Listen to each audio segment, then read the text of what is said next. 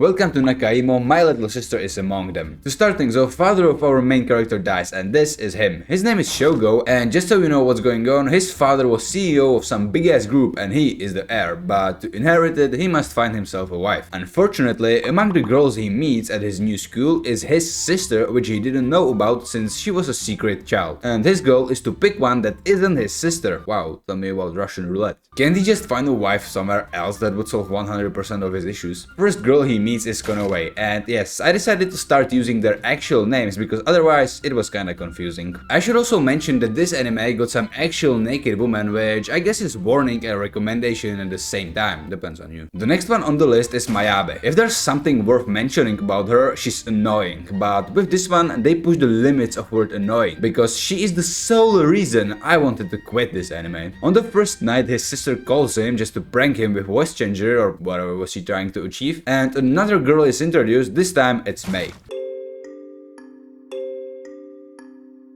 Another woman, Ikusu, is introduced, but this time as a secret agent working for the Mikarano group trying to help Shogo. And for that reason, she enrolls into the same school. Also, she's kinda insane. After that, he attends some dance party where we meet the last two characters, Mana, aka the student council president, and Rinka, the student council vice president and also a real princess for some reason. I honestly didn't even know Japan has a royal family. To show off his skills, Shogo defeats Rinka in dancing, I guess that's a rich people thing, and then he gets his ass handed to him. Shogo's sister keeps calling him because she likes to call him I'm a genius. And also women keep breaking into his apartment just to tell him good morning. Poor guy can't even wake up peacefully. Rest of the episode is just Konoe and Mayabe chasing Shogo and trying to make him like women since they're convinced he's gay. And the episode ends by Shogo asking Mayabe if she's his sister. After thinking Mayabe is his secret sister for a while, he discovers a new lead. Whoever is calling him must be using this phone because it's the only one with voice changer, and since it was never publicly available, there's only one person using it since her father is owner of the company inventing it, Konoe. Shogo confronts her but discovers she's actually his childhood friend he forgot about due to an injury, so yeah, she called him acting like his little sister for no fucking reason whatsoever. Which means Shogo's sister is still out there and he's still playing Mickey's Clubhouse. There's actually another person with that phone calling Shogo Big Brother. Okay, first, how the fuck did she get the phone? And second, must she really call him at 6 in the morning? I would instantly hate anyone for that. Later that day, he meets with a schizophrenic president of the school newspapers, which isn't important, I just thought it was funny. That unfavorable person keeps calling him every single morning, which makes her my least favorite character. And by the end of the day, Shogo finds out Mei is the one with the second phone. Shogo decides to ignore it, and I didn't oppose that idea because who would want to marry someone like that anyways, and instead he decides to help with her restaurant. That's the last thing I would do for someone waking me every day. I am! Let's work hard to promote the store during the event. I just wanna say that I feel sorry for whoever voiced this if it's their actual voice because it hurts my ears. But back to the story, Shogo finds out Mei isn't his little sister either, but she knows his actual sister. She doesn't tell him who it is, but hey, he's getting closer. In order to find his sister, Shogo decides to start DNA testing all the girls with the help of this woman. I have no idea who it is. Surprisingly, Konoe goes through with it and Mayabe refuses like a normal person would. Also, some other person took the voice-changing phone since Mei threw it out and is now using it to call Shogo again. Like, what are the odds of that? And due to Ikusu investigating, Rinka becomes the main suspect. After spending half of the episode by these four running around an amusement park and writers throwing some random pervert jokes at us, Shogo finally decides to confront Rinka, and even though she has the phone, she's not his sister and did it only because of some fatso that wanted to blackmail the Mikarano group for a better deal. Rinka did it only because she's in a forced marriage with his son, and to save her, Shogo proposes they become lovers, and honestly, I can see how that could work. After all, who wouldn't want to have a billionaire as a son-in-law?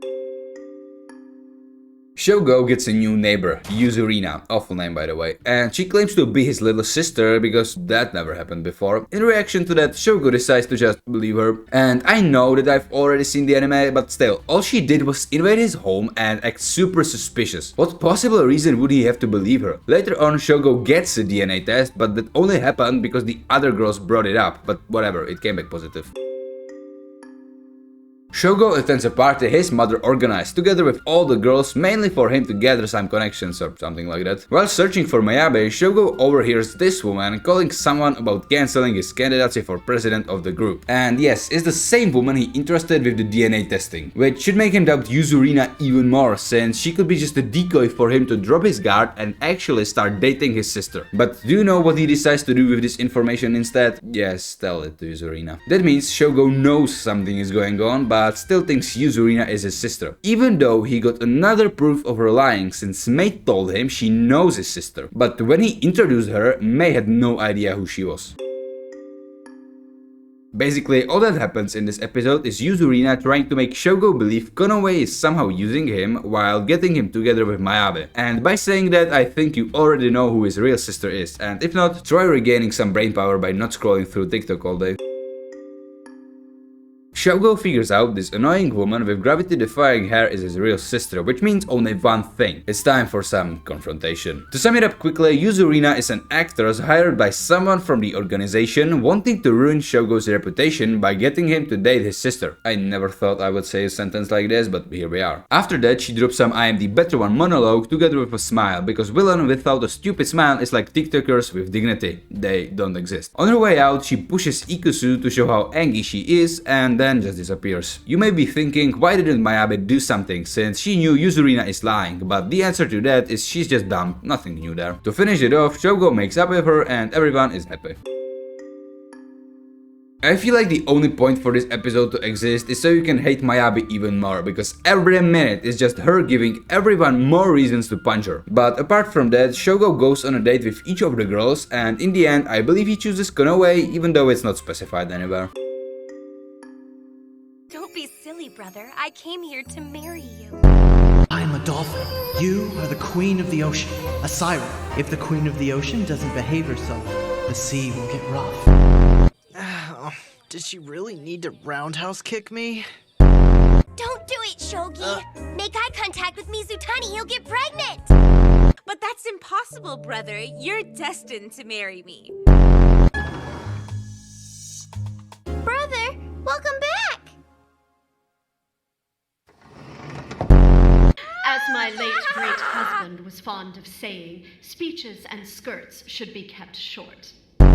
I honestly don't even know what to think about this one. It's funny in some ways thanks to how ridiculous it is, but that doesn't fully save it. So unless you are specifically looking for something dumb, I wouldn't recommend it. And with that out of the way, I will leave you be. But you could watch some of my other videos.